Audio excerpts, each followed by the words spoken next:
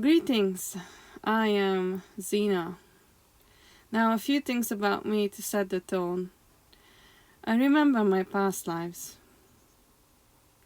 So the information I will be presenting here is to educate and shed light on the darkness that makes demons, ghosts and other beings of the dark come to light.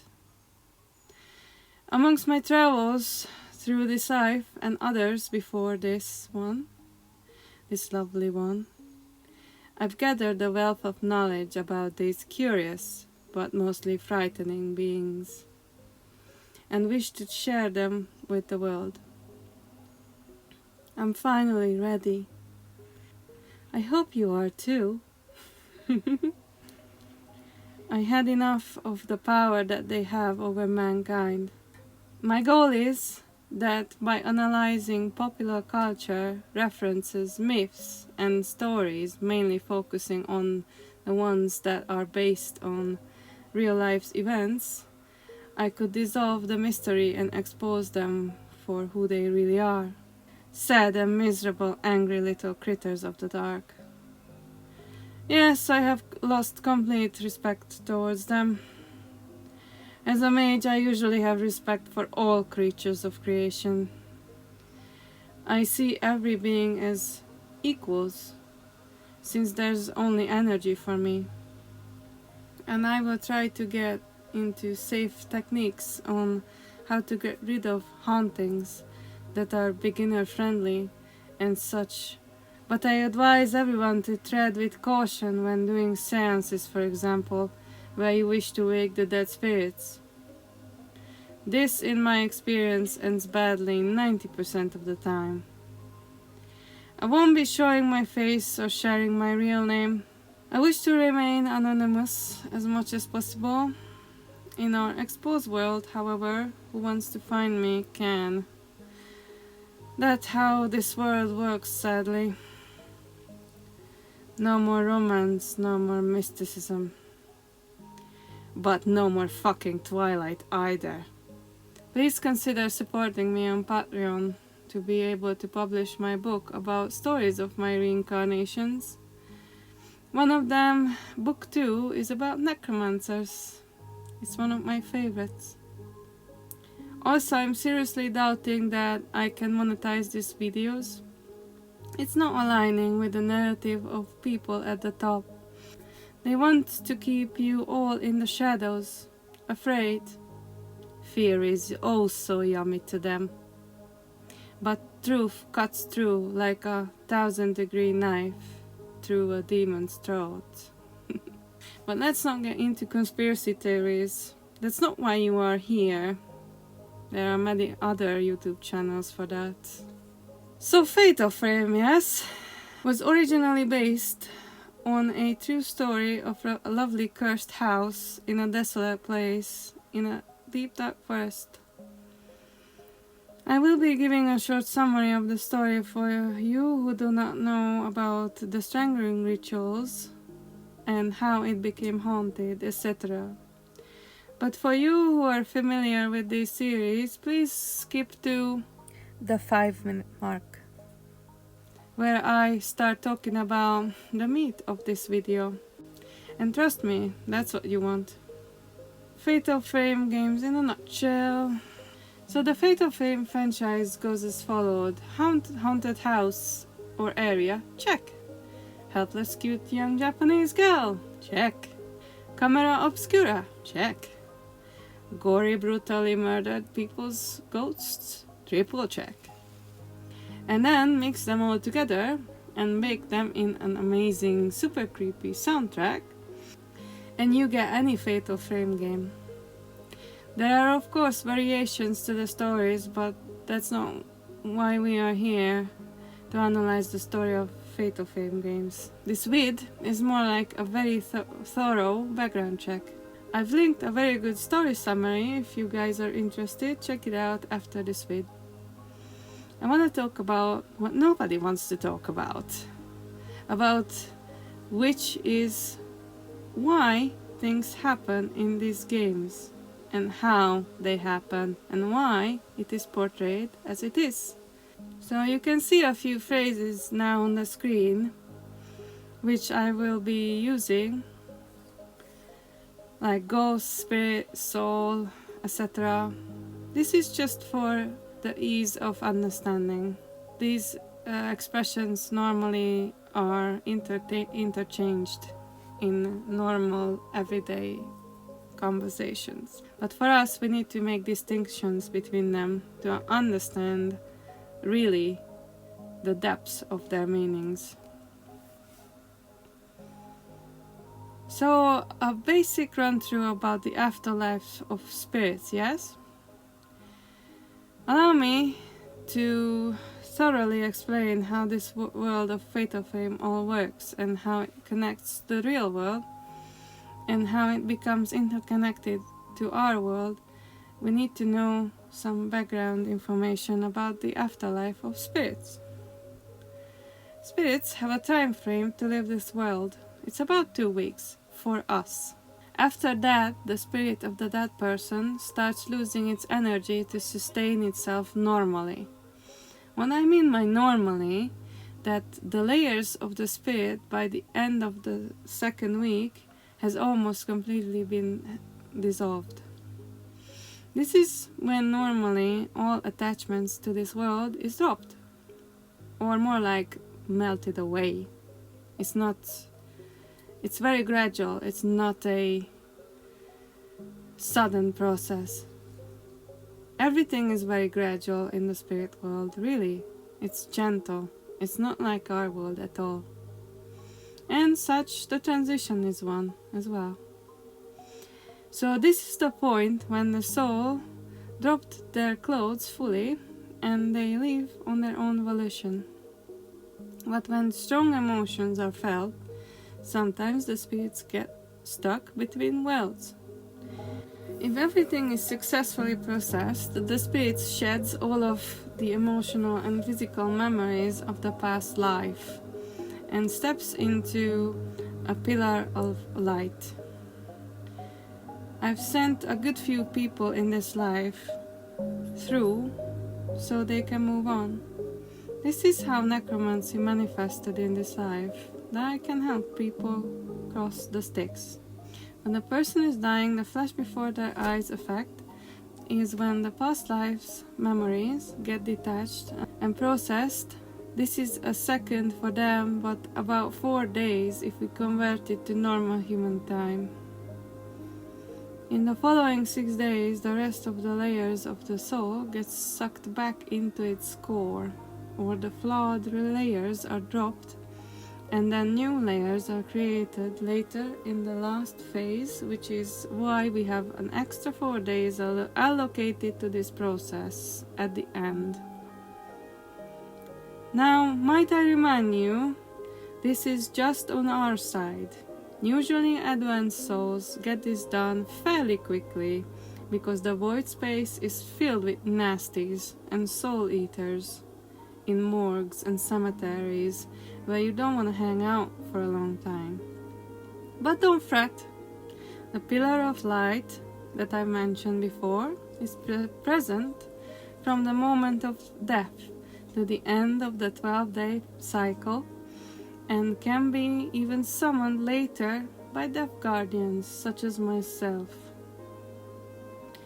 This phrase, death guardian, is quite morbid, but I rather call myself Grey Mage. It's much more suitable. This light pillar protects the soul from any meanies that might want a good bite out of it.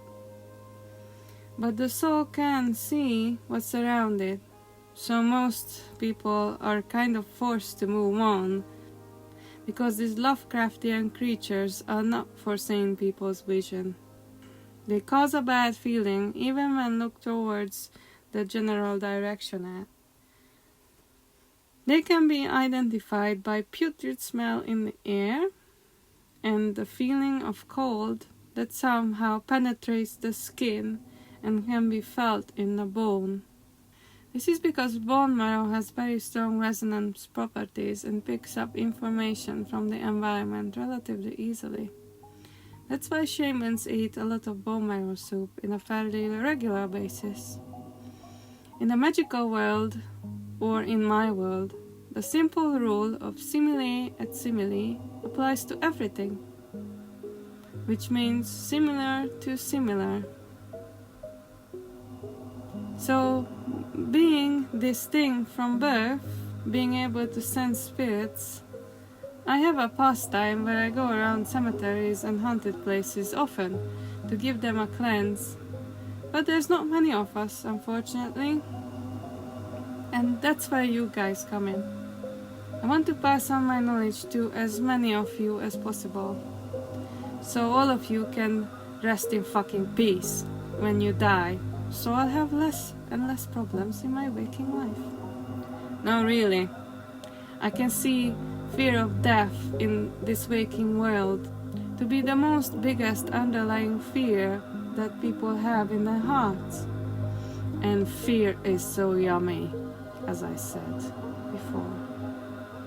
And trust me, you don't want to be eaten by these things. You would think that by putting horrific monsters here, I'm promoting fear. No, not at all. Know your enemy. Simple as that.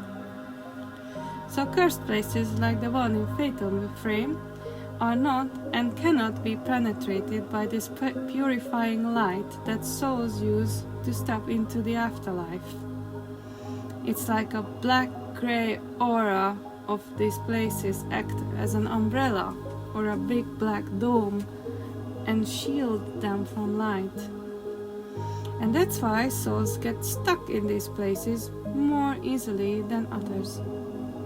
Also, other souls leech on them, feed on them, and devour them. And the energy that they would normally use to purify themselves from the past life is lost to these malicious spirits. I shall go into detail later in my video series how soul can devour another soul and how technically this can be done and how it affects the two souls, but not this time. It's quite an advanced understanding. Let's just stick with the basics now. So even when a person who is a death guardian or grey mage tries to summon light to help them, it just bounces back off. For example, to cleanse the Fatal Frame house and surroundings, it would take months of work to go room by room, area by area, and slowly make way into the inner sanctum. Or it would take the combined effort of 12 mages and about 3 days to cleanse the whole place. So let's go deeper. As you can see, our protagonists in Fatal Frame, in all the Fatal Frame titles, step through a gate, or a series of gates, actually, when they enter the village. This is when they step into the void between the living and the dead. This is where the Fatal Frame's ghosts and the real life ghosts live. And this is the place where demons travel to start corrupting humans. This is not their original world, fortunately. The human consciousness takes time to shift between the two worlds, but eventually the human consciousness merges with the void. That means whatever you believe in, resonance, energy, etc., these align, and that's what I mean by merge. And that's when people start seeing ghosts with their physical eyes, which is not actually their physical eyes, but let's not go into that detail. I wish not to go into spiritual sensing and other supernatural abilities. We shall keep these videos as user-friendly as possible, because these abilities are either inborn or learned over many years of strict practice. I will consider higher teachings to be spread through Patreon. Now, before you all come at me saying this kind of information should be free, no. I politely disagree. I'll tell you why. Truly giving is an exchange between two people, me and the student. When you don't pay, you have to pay to someone else. And I do not want any third parties in this exchange. Just you and me. That's it. Sue me. Now this void plane is very close to the demon's plane, as I said. Here's a drawing of the different planes and the layers. Now all the layers have in-between layers, and these act as border control between the layers. These are guarded by higher beings normally, and are well maintained. Remember this, I will reference it later. So she goes through the first gate, and then enters the main door, and then eventually goes through the sanctum gates, and then climbs down, and there are additional 5 layers in total.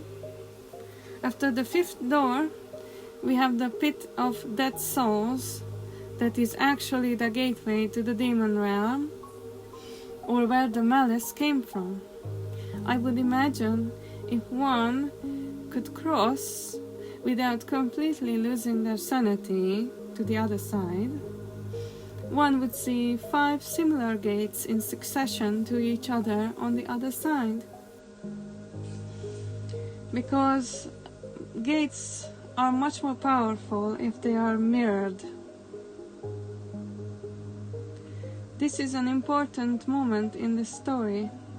It's like when Alice goes through the tunnel, or when Coraline goes through the doorway, or when the little girl enters Faun's labyrinth.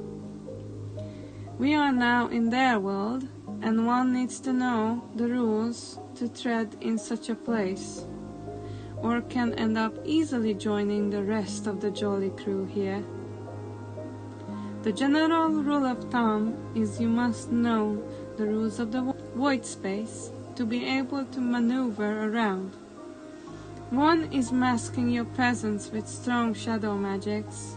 The other one is to be so shiny that they physically can't approach you and cause you harm. I call it void or void plane because that's the best way to describe it. It's practically an empty plane that's covered with grey mist and is filled up with objects that seem to be real, but are only compiled memories of the ghosts inhabiting this time-space. Now these compiled memories can be manifested so strongly that they appear to be physical objects. Much like our world is 99% resonance, but our collective subconscious forms it into physical objects that we can interact with. What is a time space, you ask? Well, it's a user-friendly way to say space which is time-locked or frozen into a singular moment in time. And there are blocks within this singularity where time is looped or distorted in other ways. There can be time vortexes as well, where time is sucked out of the space, leading it to sudden aging of the human body and then death of the individual. We can see in Fatal Frame there is a ghost who actually causes this vortex around them when the player is forced to run away because the ghost is invulnerable to even the bazooka film that the player might have at this time.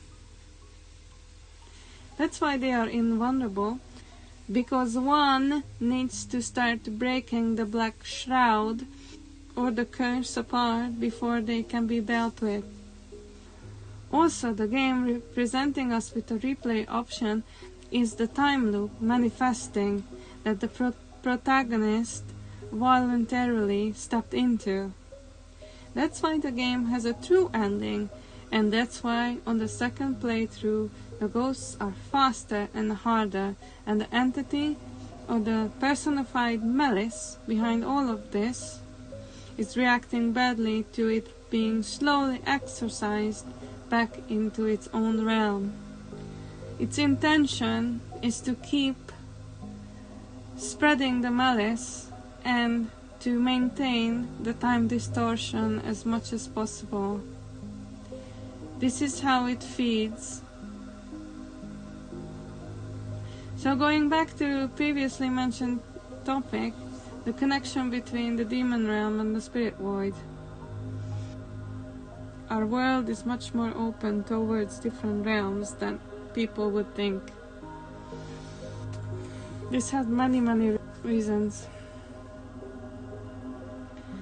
To list a few, the normalization of monsters and monster culture in our modern world, and then the stupid belief attached to it that they are not real, and the only truly real things are what the five senses pick up.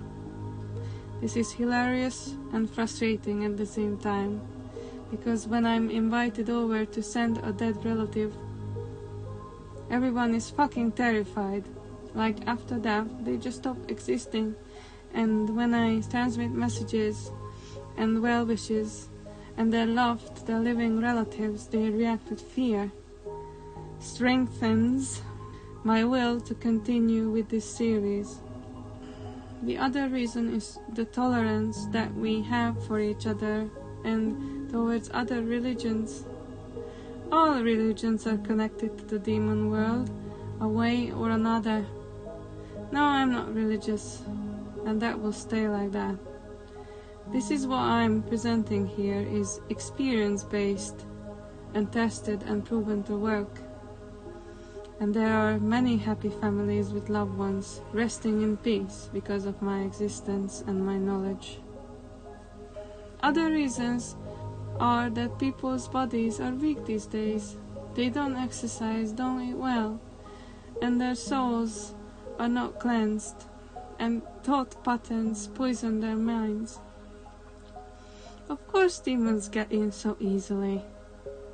There's gonna be a separate video series on demons alone.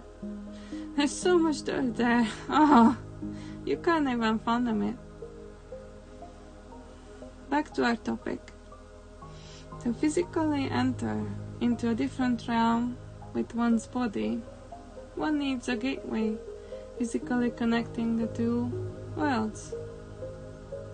My theory on Fatal Frame that they've dug up a hole in the sanctuary because they must have heard the howling from the surface level, and then they had to come up with a strong binding ritual on the fly as the malice, as they call it, started to flood into this world as they uncovered it. As you can see on this picture, that it's a 6x4 approximately. My suspicion is that whoever had it dug out was possessed, because it has a big significance numerologically what ratio the hole is. I don't think the local spiritualist was prepared for this kind of invasion. So they've come up with the idea of the sacrifice, which is a very negative solution to come up with to a problem like this. To put it into example, it's like putting a band-aid over the Grand Canyon. Not very smart. To appease these forces with delicious suffering is not a good way to go about solving problems. It escalates over time, like plugging up a gas hole leading to a lava cave. And then when they did the first sacrifice, they had no choice to continue doing it every 10 years. And they also did various horrid rituals to ensure that the strangling ritual and the twin flame ritual went smoothly. One was meant to keep the inner sanctum door shut by using a great deal of suffering that the victim goes through. However, I must commend the priests and their efficiency that they managed to keep it shut for 10 years with only one sacrifice alone. This is not a small feat to harness energy and refine it from just one single shrine maiden's death. Let's do a quick segue here to the topic of what demons eat. Suffering, sadness, anxiety, fear, lust, and love. But just a little bit of the latter. Too much love fries their system. That's why they can't truly love, not like humans do each other. They are not like us, their hearts are hollow. And there's always something behind their love, it's fully conditional. That's why they say demons always lie. So what demons 80% of the time do is corrupt hosts whom they attach themselves to, and eventually take over the host's body. This is done by small threads that are attached to the host's astral body, to the parts which are weakened to the point where it can be infiltrated. This is not possession. No. Full possession takes much more effort and a stronger demon. Also, the demon to fully possess a human body, it needs to be invited into the host's body. But the stronger the host is, the purer its thoughts are, and the healthier she or he is, the harder it becomes to influence or to deceive. How demons get fed from these situations, you ask? They create scenarios for the victims through different means, such as manipulating dreams is the first stage. Then they make the victims hear things, and then visual manipulation follows. They sometimes implement other hosts into their stage play for maximum result. And then they mock their victim. This is when the real shit goes down. Again, I'm talking from experience here. I did not learn these things. I remember them. There's a big difference. I mean, if you look at popular culture's horror flicks, there's not much knowledge there to be gained. And then when the victim is at peak terror, they feed. This leads into the victim losing consciousness because of the drastic energy loss, or the demon knocking them unconscious to feed undisturbed. Some victims are not worth or can't be possessed because they have unique abilities to resist demons, or are just used for food and not worth possessing. Human sacrifices done right in fatal flame leads to a huge amount of energy released and then channeled into the binds on the victim's wrists and ankles and neck. And then these binds are tied to the gate. And there are sigils on the gate all around which are interconnected with these ropes that were used in the strangling ritual. The body of the victim is hanged up there with the ropes, and her soul is bound to the gate to keep it closed as long as she is able to. But I suspect that things don't just end here, that the demons do feed off the binds. We can see a scene where the shrine maiden attaches herself willingly to the gates to keep them shut, and the gates keep opening, and she screams out.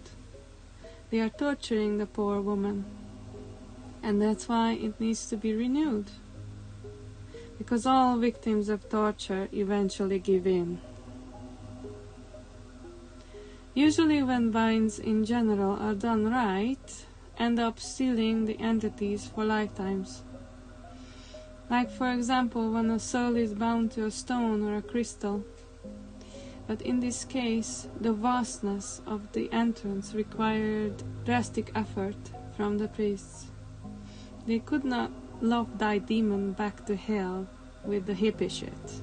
Now virgins and young children are the supreme energy source when it comes to sacrifices. And there are several reasons to this. They are untouched by big negative impacts of life, full of energy that would normally last them until they grow old and die of old age. Yes, we have long-term and short-term energy storages, but these do replenish from strong positive feelings and events. You all know what I'm talking about. A first kiss, the look of a newly born child, etc. The big ones, or the small ones. Somebody saying they love you and they mean it. It just rushes through you. Happiness in general is a great tool.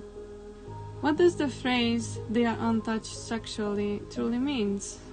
They haven't mixed with the other male energy type, remained pure, has not tapped into their feminine core yet fully.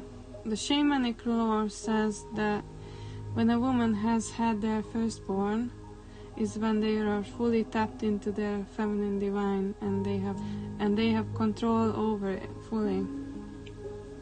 Female energy is in particular quite strong. It holds the power to bridge together worlds and to separate them too. Women are the gatekeepers of this world. Okay, so if you're still with me, then that's good.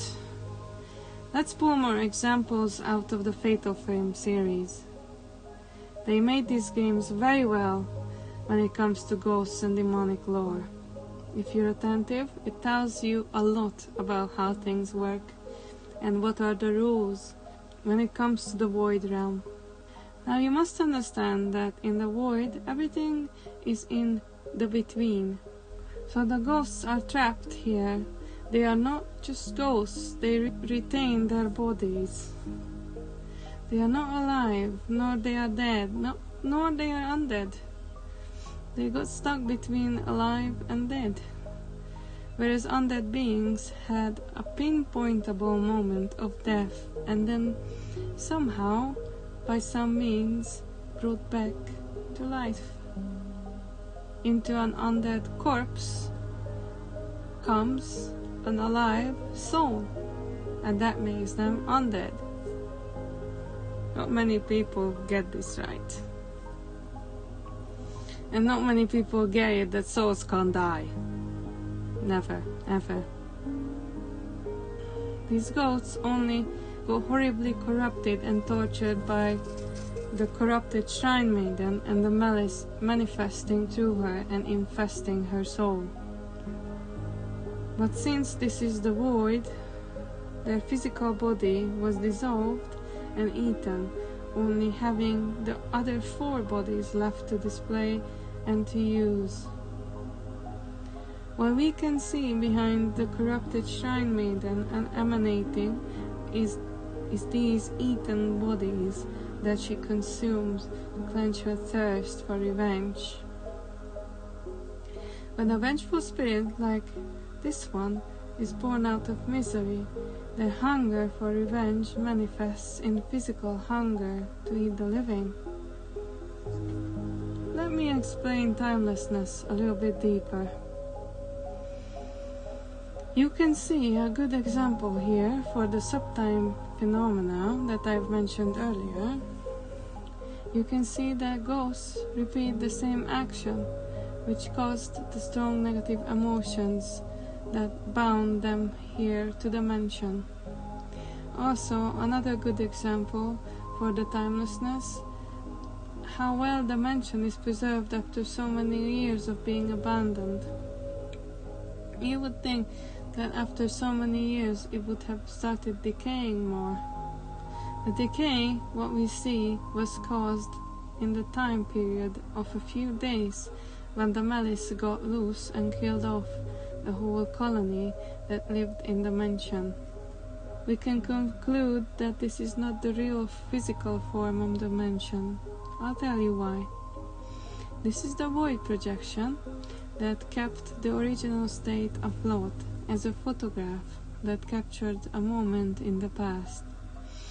When the malice killed off every living thing, this photograph was taken and was preserved ever since then. As we all know from many ghost and demon and other fairy tale stories, not just Fatal Frame's true ending, when the true evil is defeated, its realm slowly or rapidly starts decaying. When it comes to Fatal Frame 1, the whole ground starts shaking and big chunks of stone starts falling from the cave's roof. In Fatal Frame 2, we actually go deeper into the cave system to the lock gate, but this will be a separate vid coming up on the channel because this one is already long enough. And I am tired for today. So, my advice is chase away the fear by learning the truth. Blessed be.